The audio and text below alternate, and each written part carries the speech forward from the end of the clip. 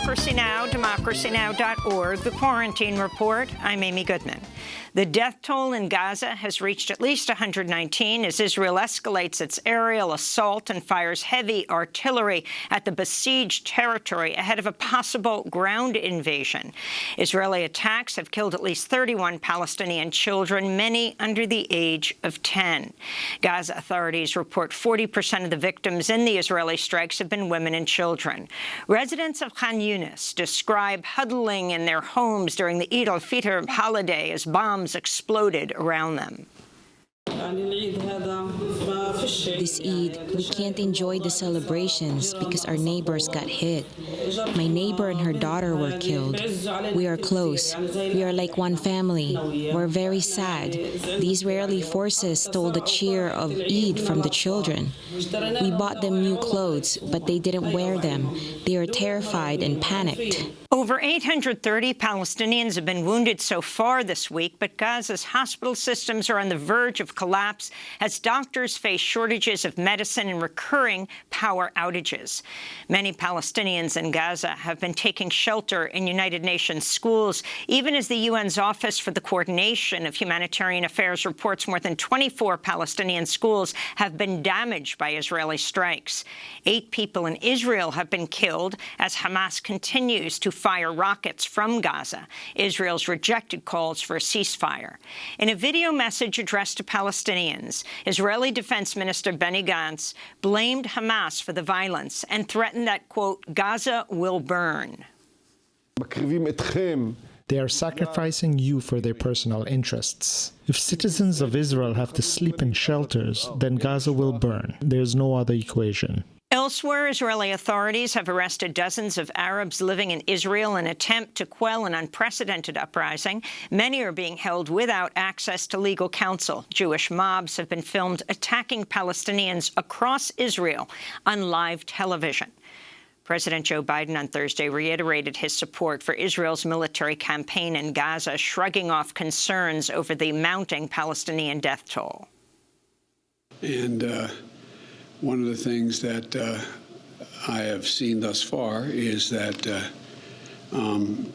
there has not been a significant overreaction. Biden did not mention Palestine or Palestinians during Thursday's remarks from the White House. The Biden administration's blocked the UN Security Council from holding a meeting today on the crisis after twice blocking Security Council statements earlier this week. On Capitol Hill, progressive lawmakers took to the House floor Thursday, urging the Biden administration to pressure Israel into ending the eviction of Palestinians from their homes in occupied East Jerusalem and the West Bank and to end the assault on Gaza. After headlines, we'll hear the full speech of Rashida Tlaib, the first Palestinian-American woman elected to Congress.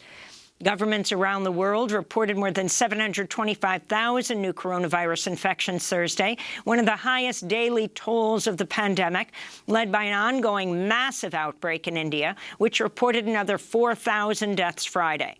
Indian health officials have announced plans to start using Russia's Sputnik V vaccine. Fewer than 3% of India's population of nearly 1.4 billion people is fully vaccinated. Japan has widened its coronavirus emergency to 3 more prefectures as hospitals report they're becoming overwhelmed by a devastating 4th wave of infections.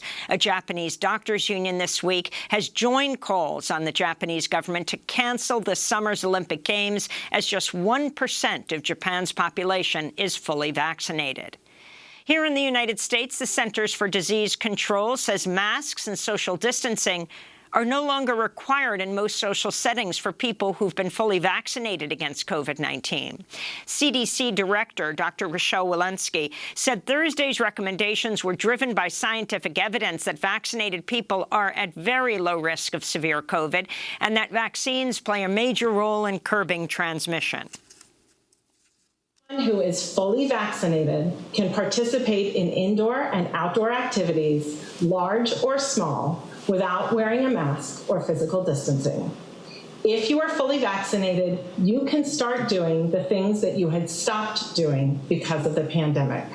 We have all longed for this moment when we can get back to some sense of normalcy.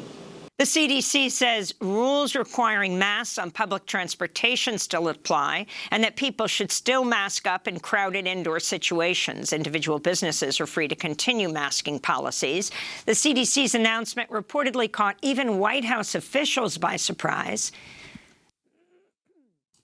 About half of states, most of them with Republican governors, have already lifted mask mandates. California Governor Gavin Newsom says he'll lift a mask mandate in June, while a Michigan order mandating masks in many cases will remain in effect for now.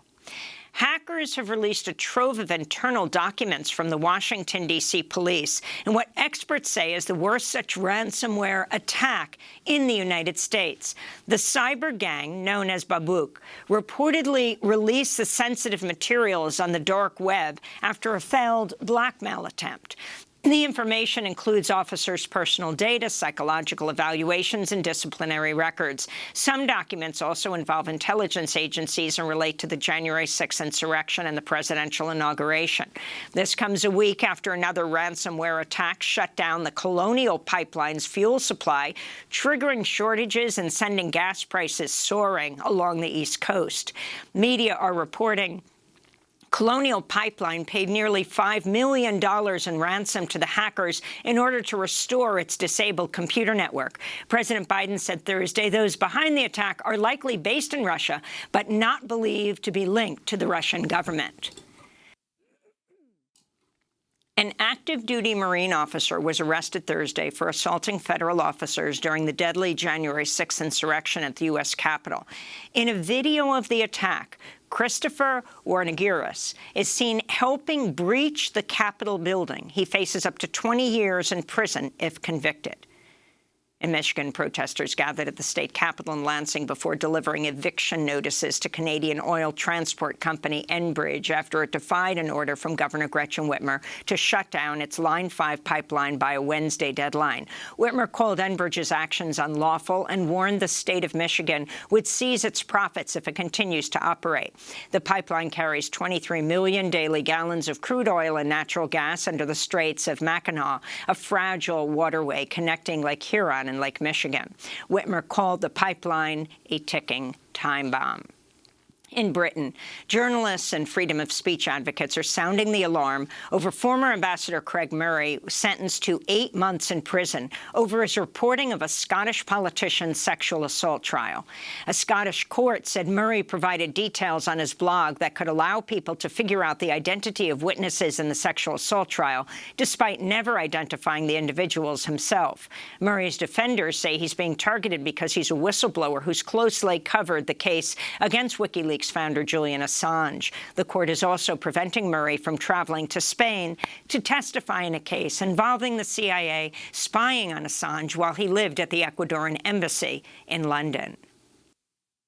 In labor news, McDonald's workers are planning a strike next Wednesday, May 19th, to demand a minimum wage of $15 an hour. On Thursday, the fast food giant announced it's raising wages at company-owned restaurants, but 95% of McDonald's branches are franchise locations that are not subject to the salary changes.